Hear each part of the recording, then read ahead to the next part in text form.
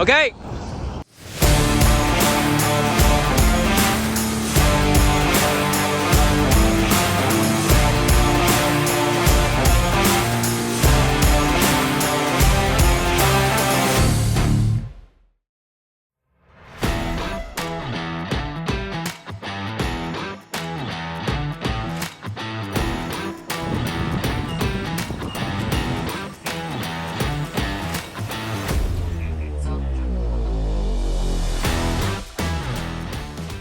大家買平水儀嘅時候咧，其中一樣最擔心嘅咧就係嗰支燈究竟用到幾耐啦。今次我哋呢個測試咧就係講緊究竟嗰幾條雷射嘅 channel 咧係可以用到幾耐嘅。上次我哋拍嘅時候咧係7月16號點着咗呢一支燈㗎，係無間斷啊24小時嘅。今日係講緊8月16號啦，即係講緊足足1個月31日嘅時間，乘24咧係744小時嘅，連續着咗744小時嘅。當然啦，佢而家仍然都着啦。咁究竟其他 function 得唔得呢？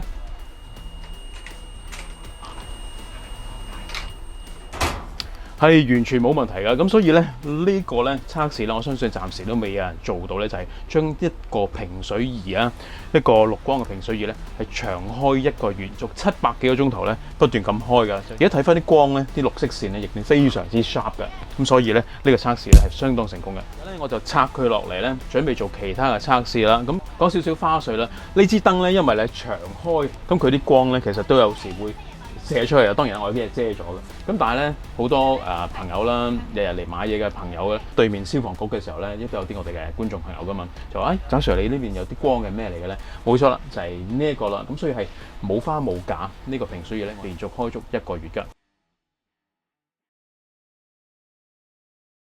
今日紅色天氣酷熱警告，好熱啦！極端測試3。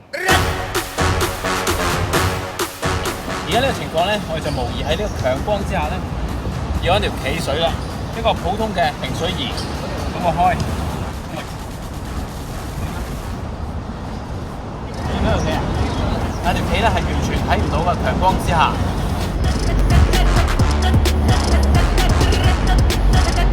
我而家咧喺12碼對外呢個位置，咁 Ivan 同文仔咧嗰邊 stand by 緊啦，咁我預備開機。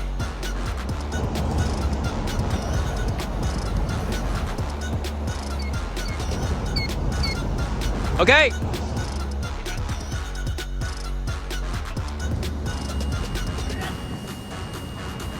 OK。成功，12碼對外嘅距離。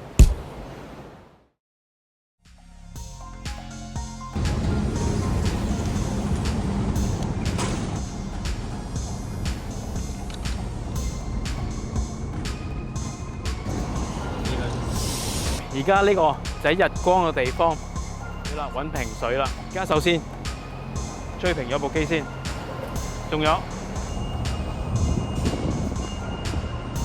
好，而呢個平水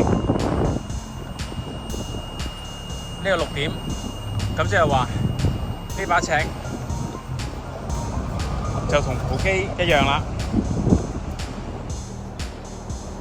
而家憑住呢部機嘅時候咧，我喺戶外咧，我睇到大概呢個位置咧係高出我哋部自動追蹤平水儀嘅，咁即係話可能呢邊咧就做緊個科水去嗰邊啦。呢個好遠嘅距離啦，我要做嘅就係 mark 條線喺呢度，跟住平水儀追翻條線過嚟，咁往上係冇可能做到嘅。OK，camera，全世界着機擺呢度。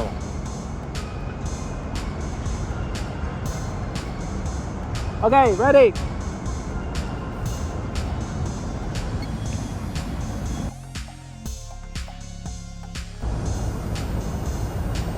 好快就已經追到過嚟呢邊啦，成功。經過呢幾個測試，證明到呢一台 Woodman SWLG X6 嘅自動追蹤平水儀嘅能力，無論喺室外精準度、耐用度都非常之高。以前要2個人做嘅定位，而家1個人做得更快、更加精準。除咗可以提高工作效率、減少誤差，更加可以完成一啲以前冇可能做到嘅戶外測量工作。到最關心嘅價錢問題啦。同樣功能嘅紅 M 自動追蹤平水儀定價係15,000港元以上。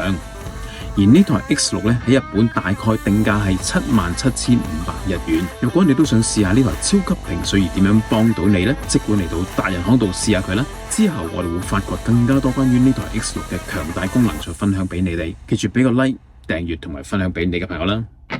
我福成渠王，單字一個子字。渠王子。